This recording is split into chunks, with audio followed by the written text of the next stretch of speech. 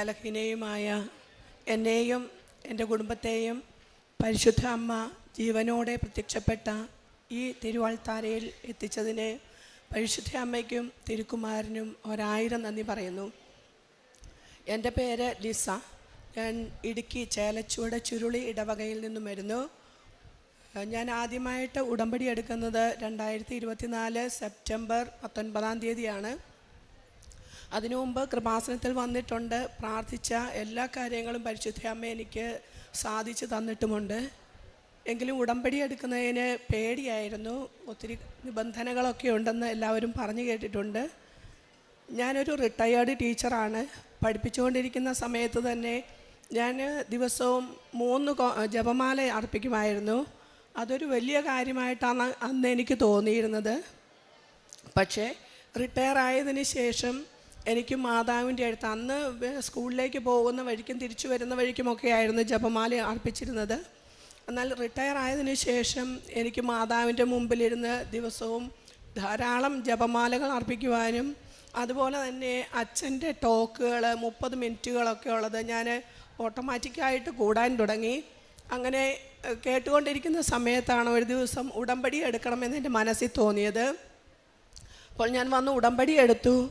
അപ്പോൾ എന്തൊക്കെയാണ് നിയോഗങ്ങൾ എഴുതുന്നതെന്ന് പെട്ടെന്നൊരു വ്യക്തതയില്ലായിരുന്നു. എൻ്റെ മോന് FMG പരീക്ഷ എഴുതുന്നുണ്ടായിരുന്നു.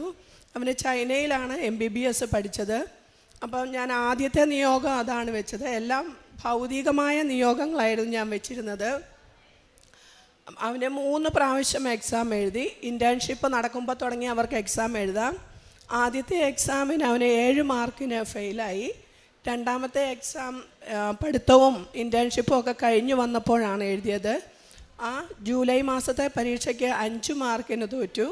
ഈ 2 പരീക്ഷയും അവന് വളരെ എളുപ്പമായിരുന്നു. ജയിക്കുമെന്ന് തന്നെ പ്രതീക്ഷിച്ചു. വളരെ സങ്കടമായി. അന്ന് തുടങ്ങി എൻ്റെ പ്രാർത്ഥനയുടെ ശക്തി കൂടി. ഞാൻ മാതാവിൻ്റെ മുമ്പിൽ കണ്ണീരൊഴുക്കി പ്രാർത്ഥിക്കാനായിട്ട് തുടങ്ങി. അങ്ങനെ ഈ ജനുവരി 10 ഞാൻ വന്ന് ഉടമ്പടി പുതുക്കി. 12 ആയിരുന്നു മോൻ്റെ എക്സാം. ഞാൻ ഉടമ്പടി പുതുക്കിയപ്പോൾ നിത്യാരാധന ചാപ്പലിൽ മാതാവിൻ്റെ അടുത്ത് വെച്ച് ഹാൾ ടിക്കറ്റ് വെച്ച് പ്രാർത്ഥിച്ചു. അതുപോലെ തന്നെ എൻ്റെ ഭർത്താവ് അവിടെ അച്ഛൻ ഇരിക്കുന്ന കൗണ്ടറിൽ കൊണ്ടുപോയി ഈ ഹാൾ ടിക്കറ്റ് പ്രാർത്ഥിപ്പിച്ചു. അങ്ങനെ കൊച്ചു എക്സാം എഴുതാൻ പോയി. എക്സാം മോർണിംഗ് സെഷൻ വളരെ ടഫായിരുന്നു.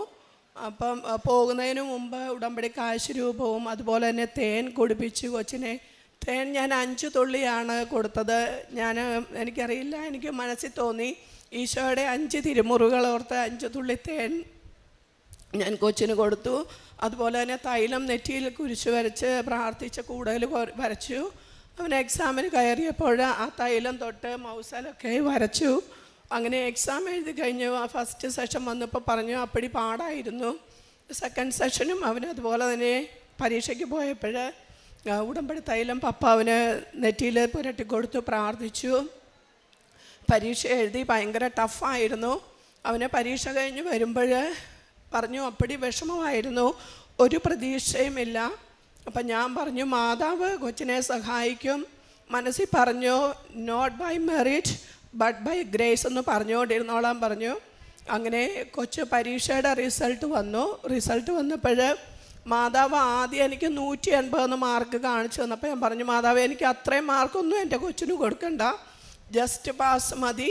ഇല്ല എങ്കിൽ എൻ്റെ കൊച്ചിന് അവൻ പഠിച്ച 6 വർഷവും അവൻ്റെ ഹാർഡ്ഷിപ്സും എല്ലാം ബുദ്ധിമുട്ടിലാവും, അമ്മയല്ലാതെ ഞങ്ങൾക്ക് വേറൊരു ആശ്രയവുമില്ല എന്ന് പറഞ്ഞ് പ്രാർത്ഥിച്ചു. റിസൾട്ട് വന്നപ്പോൾ അവന് 167 മാർക്ക് കൊടുത്ത് പരിശുദ്ധ അമ്മ അവനെ അനുഗ്രഹിച്ചു.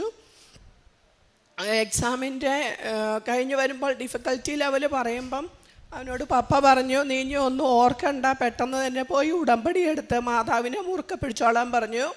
അങ്ങനെ 15 കൊച്ച് വന്ന് ഞാനും കൂടെ വന്ന് ഉടമ്പടി എടുത്തു. എക്സാമിൻ്റെ ഡിഫിക്കൽറ്റി ലെവലിനെ കുറിച്ച് കൊച്ച് പറയും. എൻ്റെ പേര് സാവിയോ. ഞാൻ ചൈനയിൽ MBBS പഠിച്ച ആളാണ്. ഇപ്പോൾ മമ്മി പറഞ്ഞ പോലെ ഞാൻ 3ാമത്തെ വട്ടം പരീക്ഷ ചെയ്തിട്ടാണ് പാസ്സാവുന്നത്. ആദ്യത്തെ 2 തവണയും പരീക്ഷ ഭയങ്കര എളുപ്പമായിരുന്നു. എങ്ങനെയാണ് തോറ്റുപോയി. 3ാമത്തെ വട്ടം എഴുതുമ്പോൾ നമ്മൾ സ്പെഷ്യാലിറ്റി എക്സാമിന് ഒക്കെ MDക്കൊക്കെ എഴുതുന്ന ഒരു എക്സാമിൻ്റെ ഒരു ടഫ്നെസ് ആയിരുന്നു. പക്ഷേ മമ്മിയുടെ പ്രാർത്ഥനയും ഞാൻ ഡിസംബർ 10-ാം തീയതി ഞാനൊരു കോച്ചിങ്ങിന് പോയിട്ടുണ്ടായിരുന്നു. അപ്പോൾ കണ്ണൂരായിരുന്നു കോച്ചിങ്ങിൻ്റെ ഇടയ്ക്ക് ഞാൻ ഡിസംബർ 10-ാം തീയതി ഞാൻ വീട്ടിൽ വന്നു. വീട്ടിൽ പഠിക്കാൻ തീരുമാനിച്ചു. അപ്പോൾ മമ്മി എല്ലാ ദിവസവും വന്ന് വെള്ളത്തിൽ ഉപ്പും കൃപാസന മാതാവിൻ്റെ ഉപ്പും തേനും ഒക്കെ തരുമായിരുന്നു. അപ്പം അങ്ങനെ ഞാൻ കഴിഞ്ഞ 4 മാസം പഠിച്ചതിനേക്കാട്ടിലും ഒത്തിരി കൂടുതൽ വീട്ടിൽ നിന്ന് പഠിക്കാൻ പറ്റി. അങ്ങനെ പരീക്ഷ പാസ്സായി. മാതാവിന് ഒത്തിരി നന്ദി. എക്സാമിൻ്റെ സമയത്ത് നമുക്ക് ഈ കാശ് രൂപ ഒന്നും കൊണ്ടുപോകാനൊക്കത്തില്ല. അപ്പോൾ മമ്മി എന്നെ ചെയ്തെന്ന് വെച്ച് കഴിഞ്ഞാൽ എൻ്റെ പാൻറ്റിൻ്റെ ഒരു സൈഡിൽ അകത്ത് ഇങ്ങനെ കാശ് രൂപം തുന്നിക്കെട്ടി ഇങ്ങനെ വെച്ച് തന്നു വിട്ടു. അപ്പോൾ എനിക്കറിയത്തില്ലാത്ത ക്വസ്റ്റ്യനൊക്കെ വന്നപ്പോൾ ഞാൻ എത്രയും ചെയ്യണം മാതാവി കാശ് രൂപത്തിലൊക്കെ തൊട്ട് ആൻസർ ചെയ്യാൻ നോക്കി. അങ്ങനെ തന്നെ ചെയ്തത്. അപ്പോൾ എനിക്ക് എന്തായാലും പാസ്സായി. മാതാവിന് ഒത്തിരി നന്ദി. മാതാവ് അടിപൊളിയാ. എല്ലാവരും കുറേ പിടിച്ചോ. അതുപോലെ തന്നെ കൊച്ചു പരീക്ഷ എഴുതുന്ന സമയത്ത് ഞങ്ങളിരുന്ന് പ്രാർത്ഥിക്കുന്ന സമയത്ത് ഞാൻ കാണുന്ന കൊച്ചിൻ്റെ മൗസിൻ്റെ മുകളിൽ മാതാവ് തന്നെയാണ് നിൽക്കുന്നത്. അതുപോലെ ഈശോയുടെ ഒരു തുള്ളി തിരുരക്തവും എനിക്ക് കാണാനായിട്ട് സാധിച്ചു. എൻ്റെ അടുത്ത സാക്ഷ്യം എന്ന് പറയുന്നത് എൻ്റെ ഭർത്താവ്. അദ്ദേഹം വർഷങ്ങളായിട്ട് 20 വർഷത്തോളമായിട്ട് പുകവലിക്കുമായിരുന്നു. പുകവലി എന്ന് പറഞ്ഞു കഴിഞ്ഞാൽ ചെയിൻ സ്മോക്കിങ്ങിനേക്കാളും ഭയങ്കരമായിരുന്നു. ഒരു ദിവസം 3 പാക്കറ്റ് സിഗരറ്റ്സൊക്കെ വലിക്കുമായിരുന്നു. അപ്പം ഞങ്ങൾ പറയായിരുന്നു, ഇത് കുഞ്ഞു കൊച്ചുങ്ങൾ ചോക്ലേറ്റ് തിന്നുന്ന പോലെയാണല്ലോ സിഗരറ്റ് വലിക്കുന്നത്, ഇതെന്താ ഇങ്ങനെയൊന്നും നിർത്താൻ പാടില്ലെന്ന് ചോദിച്ചാലൊന്നും അംഗീകരിക്കില്ലായിരുന്നു. ഭയങ്കരമായിട്ട് വാശിക്ക് സിഗരറ്റ് വലിക്കുന്നത് പോലെയായിരുന്നു വലിച്ചുകൊണ്ടിരുന്നത്. അപ്പം അത് ഡിസംബറിൽ അദ്ദേഹം മേഘാലയയിലാണ് വർക്ക് ചെയ്യുന്നത്. അപ്പോൾ അവധിക്ക് വന്നതിന് ശേഷം ഞാൻ രാവിലെ 5:30 പ്രാർത്ഥിക്കാൻ എഴുന്നേൽക്കുമെന്നൊന്നും ഇഷ്ടമില്ല. അപ്പോൾ പറഞ്ഞു ഇങ്ങനെ അതിരാവിലെ എഴുന്നേറ്റ് പോകുന്നൊന്നും എനിക്കിഷ്ടമില്ല എന്നൊക്കെ പറഞ്ഞു. പക്ഷേ സ്ലോലി പപ്പയ്യ എൻ്റെ കൂടെ വന്നിരുന്നു, പ്രാർത്ഥിക്കാൻ തുടങ്ങി. കൊന്ത മാത്രം ചെല്ലാനേ കൂടെ ഉണ്ടായിരുന്നുള്ളൂ. അതിനുശേഷം പ്രത്യക്ഷീകരണ പ്രാർത്ഥന ചെല്ലാൻ തുടങ്ങി, മുട്ടുമേൽ നിന്ന് പ്രാർത്ഥിക്കാൻ തുടങ്ങി. അങ്ങനെ ജനുവരി 8-ാം തീയതി പറയുകയാണ്, ഇന്ന് തുടങ്ങി ഞാൻ സിഗരറ്റ് വലിക്കുന്നില്ല. അതിനുശേഷം എൻ്റെ ഇവിടെ പുതുക്കാനായിട്ട് വന്നു 10-ാം തീയതി. അപ്പോൾ ഇവിടെ ഇരുന്ന് പ്രാർത്ഥിക്കുമ്പോൾ പെട്ടെന്ന് സിഗരറ്റ് വലിക്കാനായിട്ട് തോന്നി. അപ്പോൾ വെളിയിലേക്ക് പോയി കഴിഞ്ഞപ്പോഴത്തേനും സിഗരറ്റ് വലിക്കാനായിട്ട് തോന്നുന്നില്ല. അവിടെ ധാരാളം ആൾക്കാർ നിന്ന് സിഗരറ്റ് വലിക്കുന്നുണ്ടായിരുന്നു. അപ്പോൾ എന്നോട് പറയുകയാണ്, പക്ഷേ വെളിയിൽ ചെന്ന് കഴിഞ്ഞപ്പോൾ എനിക്ക് സിഗരറ്റ് വലിക്കാൻ തോന്നിയില്ല. അപ്പം ഞാൻ പറഞ്ഞു, മാതാവ് കാണിച്ചു തന്നതാണ്, ഇനി ഒരിക്കലും ഈ പുകവലിക്ക് നിങ്ങൾ അഡിക്റ്റ് ആവില്ല എന്ന് മാതാവ് കാണിച്ചു തന്നാന്ന് പറഞ്ഞു. അത് വലിയ ഒരു അനുഗ്രഹമാണ് ഞങ്ങളുടെ കുടുംബത്തിന് നൽകിയത്. എല്ലാവർക്കും അറിയാം, 3 പാക്കറ്റ്സ് സിഗരറ്റ്സ് എന്ന് പറയുമ്പോൾ വലിയൊരു എമൗണ്ട് തന്നെയാണ് ഓരോ ദിവസവും കത്തിച്ച് കളഞ്ഞുകൊണ്ടിരുന്നത്. പിന്നെ എന്ന് പറഞ്ഞാൽ എനിക്ക് 26 വർഷമായിട്ട് യൂറിനറി ഇൻഫെക്ഷൻ ഉണ്ടായിരുന്നു. എൻ്റെ മൂത്ത മോളെ പ്രഗ്നൻ്റ് ആയ സമയത്താണ് എനിക്ക് യൂറിനറി ഇൻഫെക്ഷൻ ഉണ്ടാകുന്നത്. അപ്പം മരുന്ന് വാങ്ങിക്കും. അതിനുശേഷം എനിക്ക് യൂറിനറി ഇൻഫെക്ഷനായിട്ട് ഞാൻ ഹോസ്പിറ്റലിൽ പല പ്രാവശ്യം അഡ്മിറ്റ് ആയിട്ടുണ്ട്. അപ്പോഴെല്ലാം എനിക്ക് ഇത് കൾച്ചർ ചെയ്യണം, കാരണം എനിക്ക് പല ആൻറ്റിബയോട്ടിക്സും എനിക്ക് റെസിസ്റ്റൻ്റായി. അവസാനം ഞാൻ ഉടമ്പടി എടുത്തതിന് ശേഷം രാവിലെയും വൈകിട്ടും ഞാൻ അമ്മയോട് പറഞ്ഞു, അമ്മേ ഞാനിത് ആൻറ്റിബയോട്ടിക് പോലെ ഞാൻ രാവിലെയും വൈകിട്ടും കഴിക്കുകയാണ്, അമ്മ എന്നെ സുഖപ്പെടുത്തണം. അതുപോലെ തന്നെ യൂറിൻ പാസ് ചെയ്യുമ്പോൾ എനിക്ക് ഭയങ്കര വേദനയായിരുന്നു. ഞാൻ കരഞ്ഞുകൊണ്ടായിരുന്നു വാഷ്റൂമിലൊക്കെ ഇരുന്നിരുന്നത്. അപ്പോഴും ഞാൻ മാതാവിനെ വിളിച്ച് പ്രാർത്ഥിക്കുമായിരുന്നു. ഞാൻ ഇന്നലെയാണ് ശ്രദ്ധിക്കുന്നത്, ഉടമ്പടി വന്ന് പുതുക്കിയതിന് ശേഷം എൻ്റെ യൂറിൻ ക്ലിയറായി. എനിക്ക് യൂറിൻ പാസ് ചെയ്യുമ്പോൾ ശകലം പോലും വേദന അനുഭവപ്പെടുന്നില്ല. അമ്മ മാതാവ് തന്ന വലിയ കാരുണ്യത്തിന് 1000 നന്ദി. അതുപോലെ അടുത്ത സാക്ഷി എന്ന് പറയുന്നത്, എനിക്ക് അമ്മ മാതാവിൻ്റെ സുഗന്ധാഭിഷേകം ഉണ്ടായി. അത് ഞാൻ ഉടമ്പടി എടുത്ത് 1 മാസം ആകുന്നതിന് മുമ്പ് എനിക്ക് ഓസ്ട്രേലിയയ്ക്ക് എൻ്റെ ഇളയ മകൻ പഠിക്കുന്നിടത്തേക്ക് പോകേണ്ടി വന്ന അവന് അസുഖമായത് മൂലം. അപ്പോൾ എനിക്ക് അപ്പോഴും സങ്കടമായിരുന്നു. ഞാൻ എന്ത് ചെയ്യും, എനിക്കൊന്നും ചെയ്യാൻ പറ്റില്ലല്ലോ, അവിടെ പ്രേക്ഷിത പ്രവർത്തനം ഒന്നും പറ്റില്ല. എല്ലാ ദിവസവും ഞാൻ ധാരാളം ജപമാലകൾ ചൊല്ലി, അതുപോലെ സാക്ഷ്യങ്ങൾ ധാരാളം കേട്ടു. ഒരെണ്ണം പോലും വിടാതെ എല്ലാ സാക്ഷ്യങ്ങളും കേട്ടു. ധാരാളം ആൾക്കാർക്ക് ഷെയർ ചെയ്തു.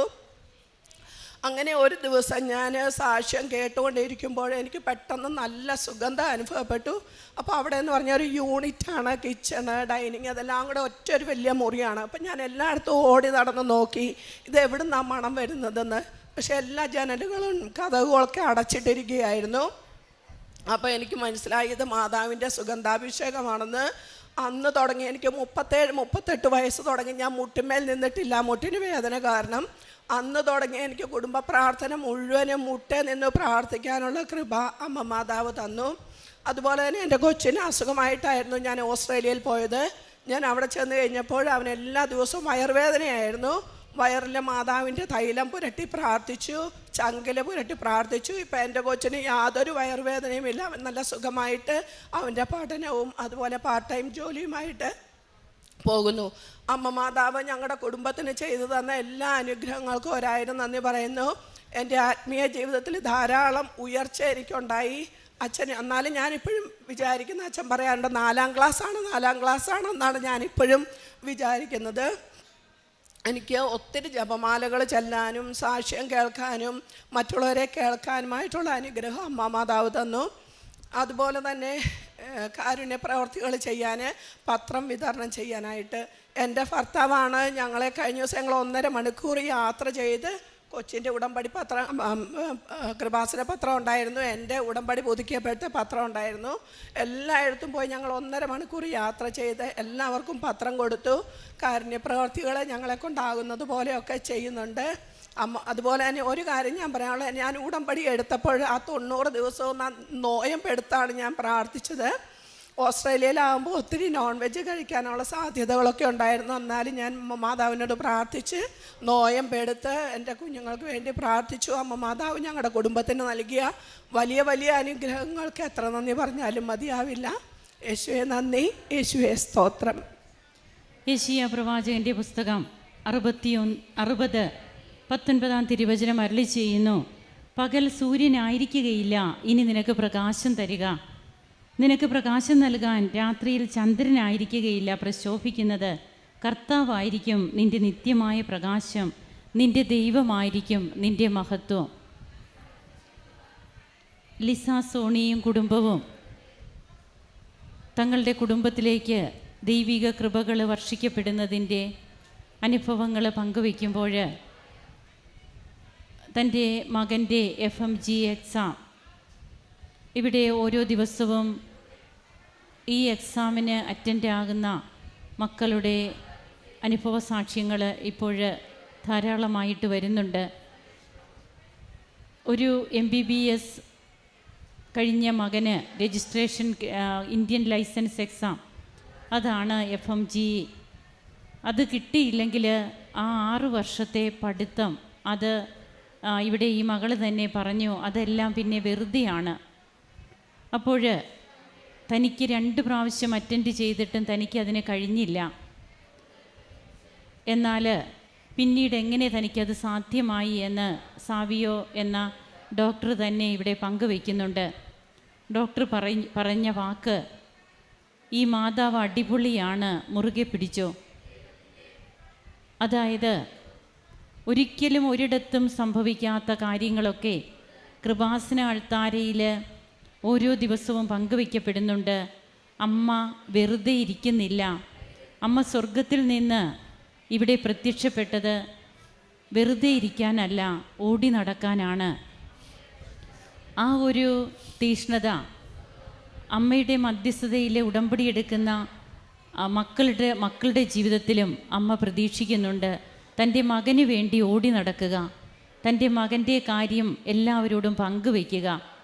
ആ തിരുക്കുമാരൻ്റെ സാക്ഷികളായിട്ട് ജീവിക്കുമ്പോൾ അവിടെ അമ്മ പിന്നീട് ഏത് ഫയലും അമ്മ ഓപ്പണാക്കും. അടഞ്ഞു കിടക്കുന്ന വാതിലുകളൊക്കെ അമ്മ തുറക്കും. അങ്ങനെ തൻ്റെ 3ാമത്തെ അറ്റംപ്റ്റിൽ തനിക്ക് എങ്ങനെ എക്സാം പാസ്സാകുവാൻ കഴിഞ്ഞു. അതത്ര ഈസി ഒന്നും ആയിരുന്നില്ല, വളരെ ടഫായിട്ടുള്ള ഒരു എക്സാം ആയിട്ടാണ് 3ാമത്തതും ഡോക്ടർ സാവിയോയ്ക്ക് അനുഭവപ്പെടുക. എന്നാൽ അവിടെ പരിശുദ്ധ അമ്മയാണ് ആ എക്സാം എഴുതുന്നത്, അമ്മയാണ് ആ പേപ്പർ കറക്ഷനൊക്കെ നടത്തുന്നത്. അത് വാല്യുവേഷൻ അമ്മയുടേതാണ്. അത് അമ്മ ഈ മകന് മനസ്സിലാക്കി കൊടുക്കുകയാണ്, it is not by merit but by grace. എത്രമാത്രം ഉയരങ്ങളിലേക്ക് പഠിച്ചാലും കർത്താവിൻ്റെ കൃപയില്ലെങ്കിൽ നമുക്കൊന്നും നേടാൻ സാധിക്കില്ല എന്നുള്ളത് ഒരിക്കൽ കൂടി വ്യക്തമാകുന്ന സാക്ഷ്യം. പിന്നീട് തൻ്റെ ഭർത്താവിൻ്റെ കാര്യം, എത്ര വർഷമായിട്ട് എത്ര പാക്കറ്റ് സിഗരറ്റ്, ഇതെല്ലാം ഒരു ദിവസം കൊണ്ട്, ഒരു നിമിഷം കൊണ്ട് ആ മകൻ വേണ്ട എന്ന് വയ്ക്കുന്നു. പ്രാർത്ഥനയിൽ കൂടുതൽ താല്പര്യമുള്ള വ്യക്തിയാകുന്നു, ഈശോയുടെ മകനായിട്ട് മാറുന്നു. നമ്മളാരും ക്രിസ്ത്യാനികളല്ലാഞ്ഞിട്ടല്ല, വർഷങ്ങളായിട്ട് നാം കുർബാനയ്ക്ക് പോകുന്നുണ്ട്, കുമ്പസാരം ഇതൊക്കെ നമുക്കുള്ളവരാണ്. എന്തോരം ധ്യാനങ്ങളിലൊക്കെ ചിലപ്പോൾ നാം പങ്കെടുത്തിട്ടുണ്ട്. എന്നാൽ എന്തുകൊണ്ടാണ് ഉടമ്പടി വ്യത്യസ്തമാകുന്നത്? അത് അവൻ പറഞ്ഞതുപോലെ ചെയ്യുന്ന കർത്താവിൻ്റെ അമ്മ ഭൂമിയോളം താഴ്ന്ന് തൻ്റെ തിരുക്കുമാരൻ ദൈവത്തിൻ്റെ പുത്രനായി ജനിച്ച്, എന്നാൽ ഒന്നുമില്ലാത്തവനായി ശൂന്യനായി കുരിശിൽ കിടക്കുന്ന ആ ഒരവസ്ഥ, കുരിശ് മരിച്ച് ഉയിർത്തെഴുന്നേറ്റ ഈശോയുടെ ജീവിതം, ഇതൊക്കെ കൊണ്ട് തന്നെ ഇവിടെ കൃപകൾ വർഷിക്കപ്പെടും. ബഹുമാനപ്പെട്ട VP ജോസഫ് അച്ഛൻ്റെ ജീവിത സാക്ഷ്യങ്ങൾ, അച്ഛൻ്റെ ജീവിത അനുഭവങ്ങളിലൂന്നിയ ധ്യാന പ്രസംഗങ്ങളും അതുപോലെ കടലോര യജ്ഞ പ്രാർത്ഥനകൾ, ഇതെല്ലാം നമുക്കിവിടെ ഒരു ആസ്തിയായിട്ടുണ്ട്. ഈ ഒരു ആസ്തിയിൽ നിന്നാണ്, ഈ ഒരു മൂലധനമാണ് നമുക്കുള്ളത് ഇവിടെ വരുമ്പോൾ. അതുകൊണ്ട് തന്നെയാണ് മറ്റെങ്ങും നടക്കാത്ത കാര്യങ്ങൾ ഇവിടെ വരുമ്പോൾ നമുക്ക് നടന്നു കിട്ടുന്നത്. ഈ ഒരു അക്കൗണ്ടിലേക്ക് നമ്മുടെ എളിയ പ്രാർത്ഥനകളെ സമർപ്പിക്കുവാനാണ് നാം ശ്രദ്ധിക്കേണ്ടത്. നാം ഇവിടെ ഇരുന്ന് പ്രാർത്ഥിക്കുമ്പോൾ ഇതുവരെയും കൃപാസനത്തിൽ നടന്നിട്ടുള്ള എല്ലാ ധ്യാന പ്രസംഗങ്ങളോടും ഇവിടെ നടന്നിട്ടുള്ള ആരാധനാ സ്തുതി സ്തോത്രങ്ങളോടും ജപമാലകളോടും ചേർത്താണ് നാം പ്രാർത്ഥിക്കേണ്ടത്. അങ്ങനെ ഈ അക്കൗണ്ടിൻ്റെ ഒരു പങ്കുകാരാകുവാനായിട്ട് നമുക്ക് കൃപ ലഭിക്കുന്നു. അങ്ങനെ നാമും പിന്നീട് ഈ അക്കൗണ്ടിലേക്ക് നിക്ഷേപിക്കണം. നാം ഇവിടുന്ന് എടുത്താൽ മാത്രം പോരാ, നാം നിക്ഷേപിക്കുന്നത് എങ്ങനെയാണ്? അതാണ് നമ്മുടെ കാരുണ്യ പ്രവർത്തനങ്ങൾ, പ്രേക്ഷിത പ്രവർത്തനം. അങ്ങനെ ഇന്ന് പരിശുദ്ധ അമ്മയുടെ തിരുനടയിൽ ഈ കുടുംബം വന്ന് തങ്ങളെ തന്നെ വെളിപ്പെടുത്തുമ്പോൾ 36 വർഷമായ തൻ്റെ രോഗ സൗഖ്യം, അതുപോലെ 20 വർഷമായിട്ട് താൻ അനുഭവിച്ചു കൊണ്ടിരുന്ന യൂറിനറി ഇൻഫെക്ഷൻ, ഇതൊക്കെ ഉടമ്പടി നേർച്ച വസ്തുക്കളിലൂടെ മാറുന്നു. അമ്മയുടെ മധ്യസ്ഥതയിൽ തങ്ങളുടെ കുടുംബം ഇന്ന് എങ്ങനെയാണ് തിരുക്കുമാരന് സാക്ഷികളായി മാറുന്നത്? നമുക്ക് നമ്മുടെ കുടുംബത്തെയും കർത്താവിൻ്റെ കരങ്ങളിൽ കൊടുക്കാം. ഉടമ്പടി എടുത്ത് ഉടമ്പടിയുടെ നിയോഗങ്ങൾക്ക് പ്രാധാന്യം കൊടുക്കാതെ ഈശോയുടെ ഇഷ്ടത്തിന് പ്രാധാന്യം കൊടുത്തുകൊണ്ട് അമ്മയുടെ പ്രത്യക്ഷീകരണത്തിൻ്റെ സാക്ഷികളാക്കി എന്നെയും എൻ്റെ കുടുംബത്തെയും ഉയർത്തണമേ, യേശുനാമത്തിൽ ഉയർത്തണമേ എന്ന പ്രാർത്ഥനയായിരിക്കട്ടെ നമ്മുടെ ഏറ്റവും വലിയ നിയോഗം.